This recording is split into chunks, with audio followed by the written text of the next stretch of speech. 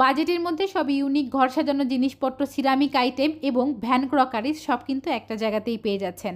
আপুর আমাকে প্রায় সময় কমেন্ট করেন, ইনবক্স করেন, আমি এগুলো কোথা থেকে কিনি একটা ভিডিওর মাধ্যমে যেন আপনাদেরকে জানাই। গৃহিণী আপুদের জীবনের বোধহয় একটাই স্বপ্ন থাকে, ঘরটাকে সুন্দর করে পরিপাটি করে সাজিয়ে গুছিয়ে রাখার।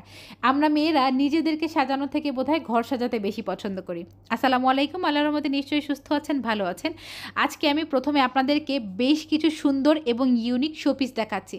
এটা একটা টিস্যু হোল্ডার, চাইলে আপনি শোপিস হিসাবে ইউজ করতে পারেন, আবার টিস্যুগুলোও সুন্দর করে বক্সের ভিতরে রেখে দিতে পারেন। এইটাও সেম একটা শোপিস হিসাবে ইউজ করতে পারেন, আবার চাইলে এর ভিতরে কটন প্যাড বা যে কোনো প্রয়োজনীয় জিনিস কিন্তু রেখে দিতে পারেন। এটা আমার কাছে খুবই ভালো লেগেছে। আবার অনেক অনেক টাইপের শোপিস দেখেছি। ঘর সাজানোটা কিন্তু পুরোপুরি নিজের উপর ডিপেন্ড করে আপনি কিভাবে আপনার ঘরটা সাজাতে পছন্দ করছেন। এই বাঁশের ঢাকনা বা কাঠের ঢাকনাওয়ালা জারগুলো আমার ঘরে আপনারা প্রায় সময় দেখে কমেন্ট করেন আমি এগুলো কোথা থেকে কিনি।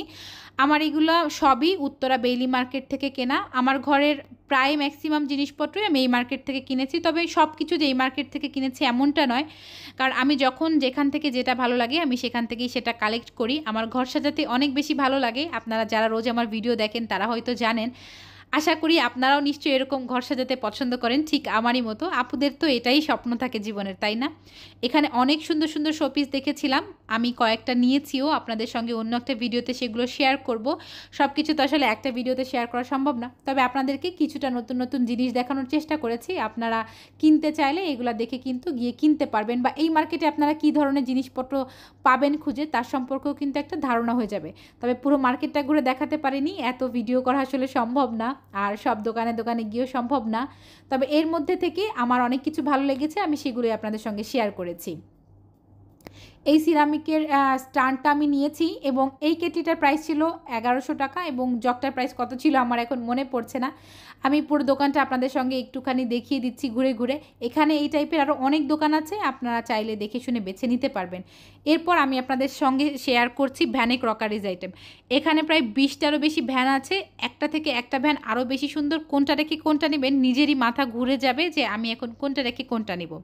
আমি লোকেশনটা আপনাদেরকে বলে দিচ্ছি, একদম রাজলক্ষ্মী মার্কেটের পাশে আলাউদ্দিন যে টাওয়ারটা, ওইখান থেকে একটুখানি সামনে হেঁটে আসলেই দেখতে পারবেন একটা বেবি শপ আছে। বেবি শপের অপোজিটেই একদম লাইন ধরে ভ্যানগুলো দাঁড়িয়ে থাকে, প্রায় 10-15টার বেশি এখানে ভ্যান আছে। প্রত্যেকটা ক্রকারিজ আইটেম এত সুন্দর আর এত ইউনিক, এগুলো কিন্তু আপনারা যে কোনো মার্কেটে গেলে অনেক অনেক বেশি প্রাইস চাইবে, তবে ভ্যানে কিন্তু তুলনামূলক অনেক কম দামে ওনারা সেল করে। এই বাটিগুলোর প্রাইস ছিল মাত্র 100 টাকা করে। এগুলায় যে কোনো ডেজার্ট আইটেম, ফিরনি বা হচ্ছে অনেক সময় বাচ্চাদের কোনো খাবার দিলেও কিন্তু বাচ্চারা অনেক খুশি হয়ে যায় দেখলে। এরপর এই ট্রেগুলো দেখতে পাচ্ছেন, এই ট্রেগুলোর প্রাইস ছিল 350 টাকা। এই বোলটার প্রাইস ছিল বোধহয় 250 থেকে 300 টাকার মতো, আমার এক্স্যাক্টলি মনে পড়ছে না, তবে এরকমই ছিল 250 থেকে 300 টাকার ভিতরে। আর এই মগগুলোর প্রাইস ছিল 100 টাকা থেকে 200 টাকার ভিতরে, কিছু ছিল 150 টাকা, আবার কিছু ছিল 200 টাকা, 220 টাকা, 120 টাকা, কোনো কিছুরই আসলে দাম ফিক্স করা না। আর এই বোলগুলোর প্রাইস ছিল 250 থেকে 300 টাকার ভিতরে। আমি আপনাদেরকে মোটামুটি একটা ধারণা দিয়ে দিচ্ছি যাতে করে আপনারা বুঝতে পারেন কেমন আসলে প্রাইস এখানে। তবে সব কিছুই কিন্তু আপনি দামাদামি করে নিতে পারবেন, ওনারা অনেক সময় একটু বেশি দাম চেয়ে বসে থাকে, আপনি আপনার সুবিধা অনুযায়ী দামাদামি করে নিতে পারবেন। এই বোলগুলো তো কালারফুল, আমার টেবিলে তো আপনারা প্রায় সময় দেখেন, আবার জিজ্ঞাসাও করেন আমি এগুলো কোথা থেকে নেই। আমি এগুলো ভ্যান থেকেই নেই, আমার অত নামি দামি শোরুম থেকে এগুলো নেওয়া হয় না, কারণ ওখানে অনেক বেশি প্রাইস থাকে, আর সবসময় ওখানে সব কিছু পছন্দ হয় না। ওখান থেকে নিতে গেলে দেখা যায় একটা ডিনার সেট ধরেই নিতে হয়। এই হোয়াইট কালার বোলগুলো তো আমার ঘরে সবসময় দেখেন, আমি হোয়াইট জিনিস অনেক পছন্দ করি, ব্ল্যাক জিনিসও আমার খুব পছন্দ। আমার ঘরে বেশিরভাগ জিনিস এরকম হোয়াইট কালার আর ব্ল্যাক কালারই সার্ভ করা হয়।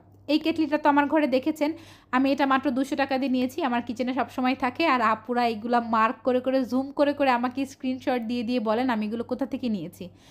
আপনারা অনেক সময় রাগ হন আমি কেন সবারকে রিপ্লাই দেই না। দেখেন আপু, আমি একটা মানুষ, সবাইকে আসলে এইভাবে রিপ্লাই দেওয়া সম্ভব হয় না। একটা প্রশ্ন 100 জনে একসঙ্গে করে, তখন দেখা যায় কি আমার নিজের পক্ষেও রিপ্লাই দেওয়া সম্ভব হয় না। তারপরও আমি চেষ্টা করি আপনাদের সবার কমেন্ট পড়ার, ইনবক্সে রিপ্লাই করার। কখনো যদি আমি কারো রিপ্লাই না করে থাকি তাহলে আমাকে অবশ্যই একটু ক্ষমাসুলভ দৃষ্টিতে দেখবেন, আমিও মানুষ, আমার দোষ ত্রুটি থাকে, ভুল হয়।